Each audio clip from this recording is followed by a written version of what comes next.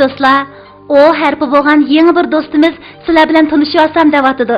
Sizlar bu do'stinglarning har xil shakllari, so'zlardagi o'rni va yuqorida o'rganib o'tgan harflar bilan birlashib, qanday so'zlarni yasay oladiganligiga diqqat qilinglar. Qiynamsa, u do'stinglar kelib qoldi. Baş o. Yalğız o. Ayaq o. Ulanmı o?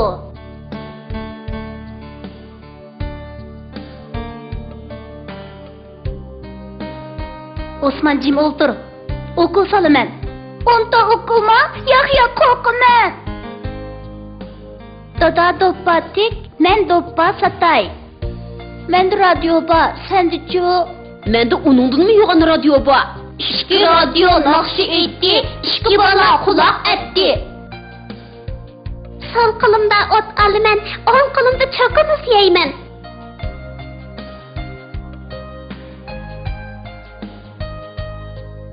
O ne on o te ot oga ra'ni qo'shsak ora bo'ladi. O re ara ora. Oga ta'ni qo'shsak ota bo'ladi. O te ata ota. A te ata ata.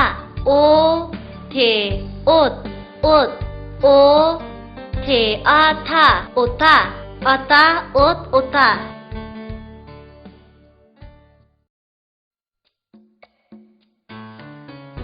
Toz haqida hikoya. Bir kuni quyosh ag'rib qolg'achqa uydan zodiri chiqqili unumabdi. Quyosh chiqmasa hech bir jonliq ishini qilolmaydi ekan. Buningdan ajablangan Toz quyoshni yo'qlab berib, uning uyining oldida larson usulga tushibdi.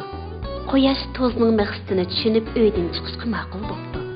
Yana bir kun, yana bir hayotlik boshlanibdi. Toz quyoshni osmonga chiqarib etgandan keyin orom elib o'tirgan bir jup ota bolani ko'ribdi.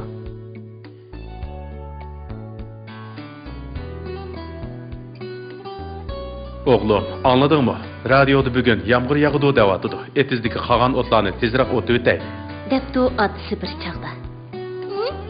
Ma'qul. Deptu bala. Ula etizga kepti.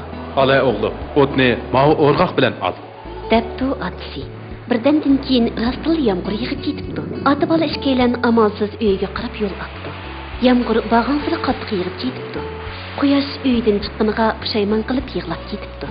Biroq har qancha qilsa-mu, bulutlar orasidan qaytib tushmabdi. Ota bola qizg'in paranglashib ketib olsa, ularga heliqi Toz uchrab qoldi. Toz ularga atdiganda quyoshni qanday qilib osmonga ib chiqqanligini so'zlab beribdi ekan, ular Tozga rahmat aytibdi va uni uyiga mehmon bo'lishga taklif qildi. Toz borolmaydiganligini aytib, ular bilan xo'shishibdi. Ota bola ikkisi uyiga qaytishibdi. Tozmu quyoshning yanada qattiq og'rib qolishidan ansirab, uni qaytirib akagili minibdi. Shunday qilib Toz quyoshning insonlarning yaqin do'sti bo'lib qoldi.